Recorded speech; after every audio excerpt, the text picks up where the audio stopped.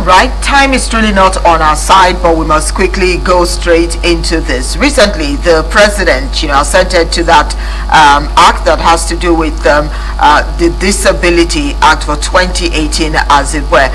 It was greeted with a lot of applause, and so many people have been talking about it, especially those who are, in it. When I say in it, I mean people who have suffered discrimination that we keep talking about. When you look at it, a lot of buildings and the attitude of persons when it comes to people who are living with disability. Someone joins us on the show this morning, Miss Susan Kelechi. This is one voice. She's been speaking out about this issue.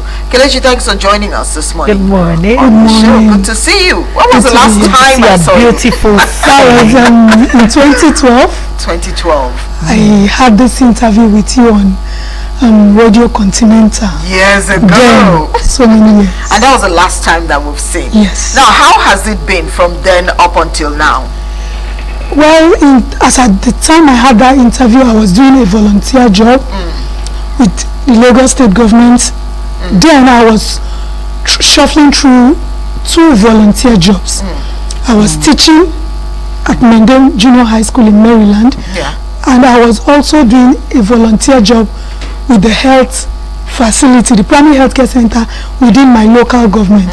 So that was like a stepping stone for me, at least for the meantime. But as the years went by, in 2016, the volunteers for the volunteer teaching scheme were disengaged. In that same 2012, because I started in 2010, I even won an award in District 2 as the best science teacher then. And in 2017, the health volunteer scheme we were also disengaged in September that year. So it was like when you have a pack of cards and everything just comes crumbling before your face. And that has been it. The governor gave opportunity for persons with disability to be employed. I went for all the interviews, and up until now, nothing has been said on it. So it is quite difficult for you to get a job. It is quite difficult. It is. For you to get a job. Let's look at this bill that everyone's talking about. How did it come to you? For me, I think it's a step in the right direction, because so many persons with disability have been discriminated on in different sectors, in every aspect. Tell us your story. Now, we come to education. You go to certain schools that are supposed to be inclusive. The facility is not inclusive in any way. Disability is not homogeneous. We have this diversity in our disability. What I need to come in here is just a ramp, maybe somewhere that is accessible for me. A hearing impaired person who walks into this facility will walk in freely but needs a sign language interpreter. A visually impaired person needs another person to direct or a guide. So the more we understand the intricacies of disability, it will be good and it will be easier to have everybody come on board. For me, it's not just about the bill. It's not just about the bill. Implementation. Here in Lagos State, of course, we've had a bill since 2011 and all of that, which the percentage for employment is what I have been pursuing since 2017. And it's not been and it has not come to fruition. And I also think part of the problem is data capturing. You can't work for a set of persons when you don't know how many people you are working for. In the bill that has just been assented to, we have free health and all of that. But even in the registers we used to capture people who come into the health facility, because my days in the primary healthcare center gave me that opportunity. There is no space indicating persons with disability who come into the facility. So you do not even know if they use the facility or not. So it simply means they had no provision whatsoever for these class of persons. Yes. What about the healthcare centers in Lagos? Let's look at the general hospitals and quite a the general hospitals with awareness, advocacy. Some of them have improved. In all honesty, But then, we need more synergy between the Ministry of Health, the medical officers of health in the local government, and the medical officers in the health facilities. I served during my years as a health volunteer. Whenever I needed to go for treatments or all of that, I would always pay. I am an ESCO here in Lagos State for persons with physical disability, so I know what I'm supposed to do. I have all my certificates and everything I need. But when you present it, the doctor will say, I have no information about this. So the information doesn't get down to the people who are supposed to implement it. Now, let's even go down to the nitty. What do you do for a living? And how easy has it been for you to navigate, get your job done, earn an honest living, and live your life? You look great, we must say. No. Now let's go through that. She doesn't just look great. She's gorgeous, as in gorgeous. Okay, let me blush. Allow me to blush. Thank you so much. The thing is this. I live with my parents, but they show me love, and I live a life of gratitude. I'm somebody who just takes it a day at a time. When I lost that job, it was very difficult. I won't lie to you. I was just wondering, where do I start from? Who would give me this money? Who would do this? Who would do that? At some point in your life, you need a source of livelihood for yourself. And that is what I crave for. But having to depend on my parents, I am the first child. At this level, I should be helping to train the younger ones and not still depending on my parents to do that. So basically now, I just do more of advocacy on my Facebook wall. You know, some other persons who also see me, they come in box and it's like, Auntie, I have this problem. Auntie, I have this problem. And I'm like, the one I can do, the one I can reach out to the public, you know, like sometime in December, a lady with disability had twins and the guy ran away and abandoned her, and she was stranded to even pay the hospital bill. And if the health, the disability bill in Lagos State was functioning well, it would have been free. So I had to reach out to some other persons to take care of that, to help with the bills. But here, it's not just about we who come on social media. There are so many persons. If you could remember that when I came for the last interview, some persons called and said if not for the interview, they didn't even know people with disabilities come out.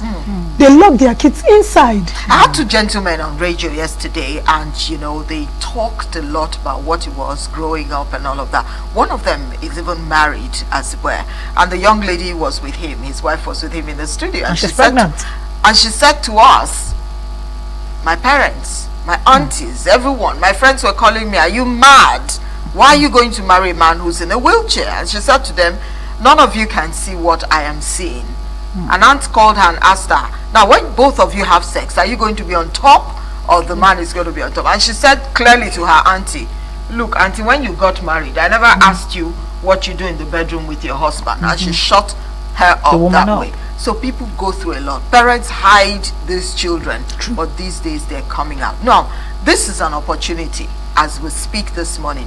What exactly can you do? You have no idea who's watching. Someone might just want to reach out to you. What exactly can you do to earn that honest living? Okay, I have an OND in computer science. I have a BSc in education, and I have a postgraduate diploma. My BSc and my postgraduate diploma are both from University of Lagos, University of First Choice anyway. So I studied genetic counseling. Personally, I'm a person who likes to counsel. I like to motivate people. I know I can get a teaching job. I would like to have a teaching job and all of that, but I don't know if I can really stand for long. When I was teaching, I was standing. But with age and the pains of the labor, but that notwithstanding, anything that has to do with positive impact, be it business, be it a government job, I would sit down and deliver. All the years I spent in the health center, I wasn't standing. But even when you have to speak to any of the mothers I had attended to years back, they would tell you, because I speak Hausa, I'm Igbo, and I speak Yoruba. So So I get to speaks all accommodate, languages. yes, I get to accommodate everybody. When the Hausas come, they have someone who can translate and make them feel at home.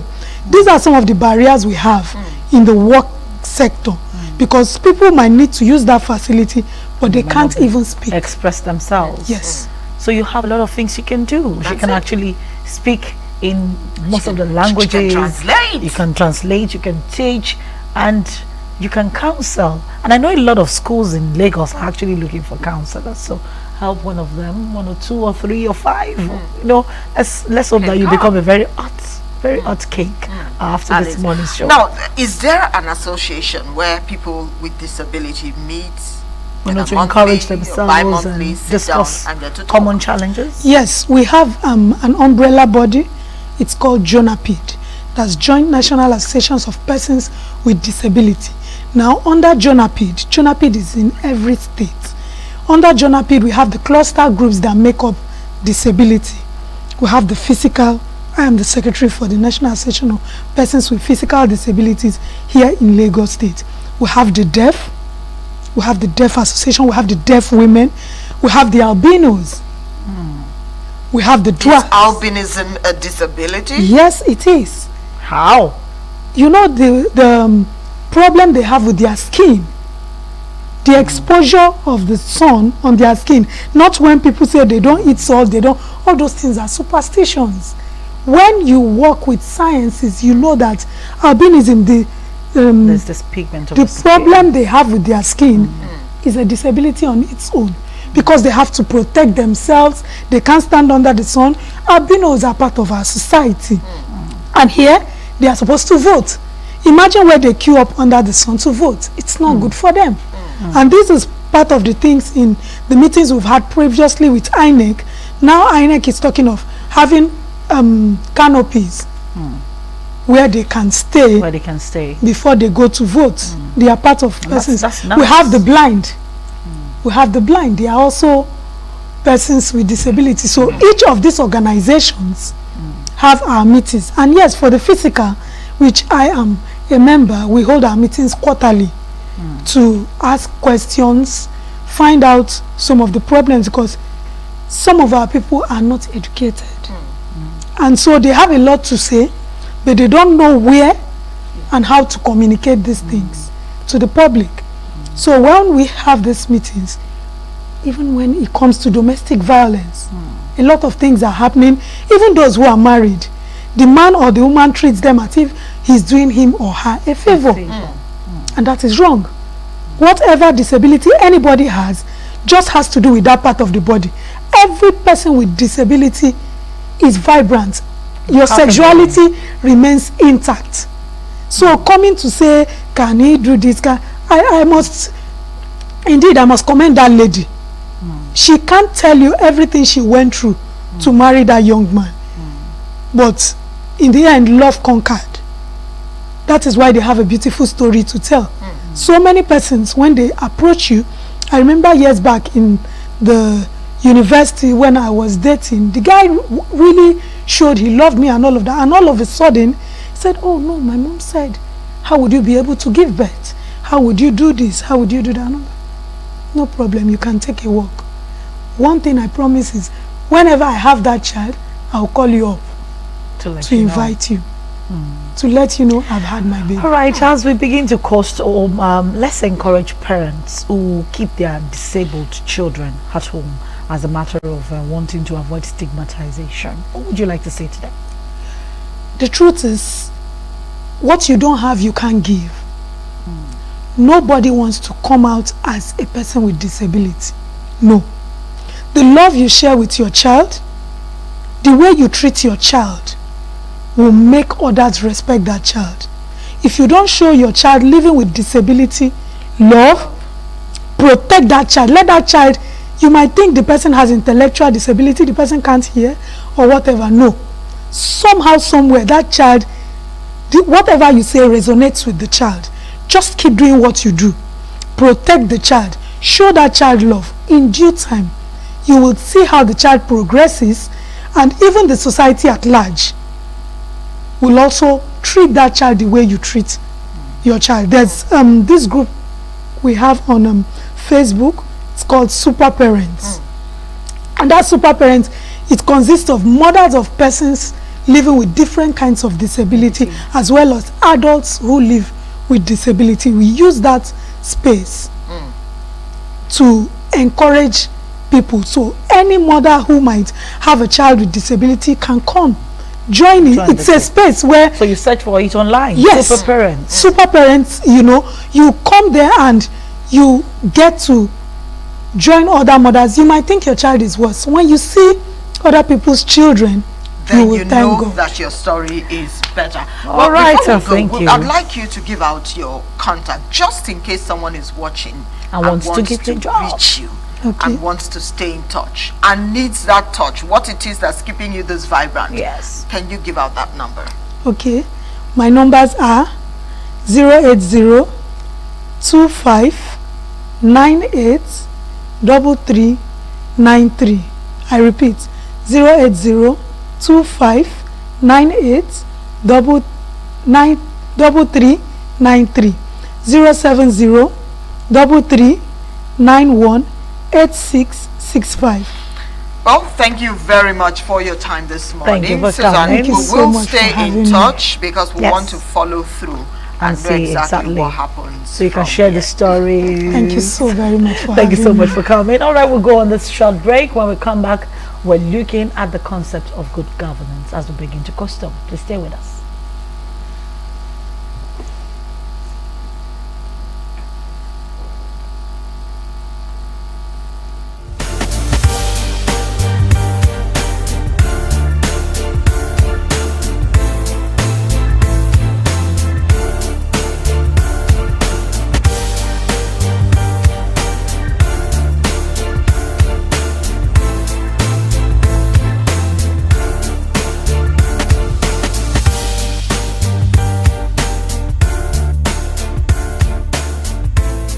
You discovered the things even before you discovered being a mom. You ate the things that you would not touch before. You listened to brand new music.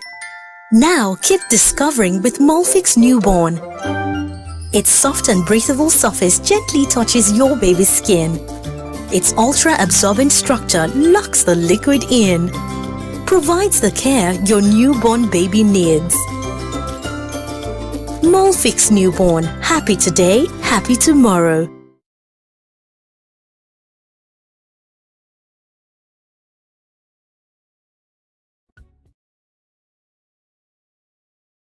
I tell you, man, music is the most powerful force for this world. As better jam they flow, now so everybody will they feel and they rock out. You know, as a musician, I see this thing every time I dey stage they perform.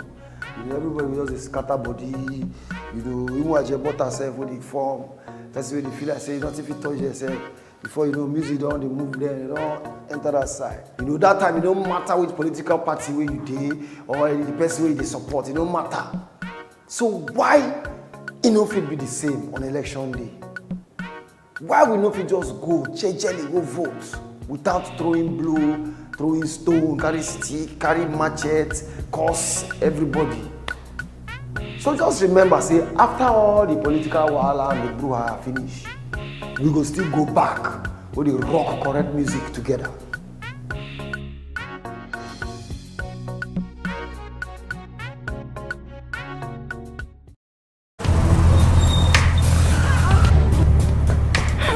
I need the police that can respond to emergencies first.